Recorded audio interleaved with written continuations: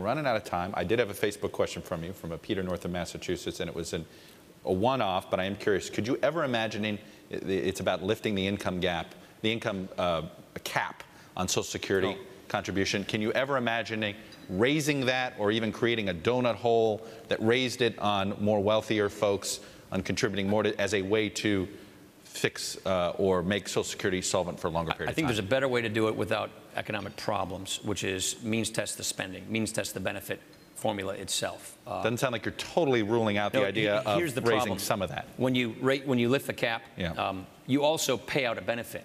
You get 15 cents on the dollar at that level of income. And so where this conversation inevitably goes, I've been on a number of commissions that look at this, is, well, we should cut the benefit off. You know, if Aaron Rodgers is going to pay, you know, his FICA tax on all of his salary. And by the way, he should be the highest paid player in the NFL. He deserves to be. Total common ground here, and there should be a resolution that's passed on that. But then he'll have a huge benefit. Most policymakers say, well, that's not fair. Then cut that off. Then you turn it into a welfare program, and it's not like a social insurance program. Most of us want to make sure that this has the feel of a social insurance program and not a welfare redistribution program. Second point is, what about the self-employed person? What about the dentist with a few chairs? What about the farmer? Their income tax rate goes up over 50%. Very bad for self-employed people, bad for economic growth.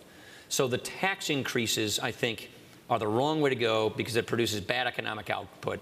But let's focus on means testing the benefit formula itself. You can get the same kind of savings without doing devastation to the self-employed community or to jobs.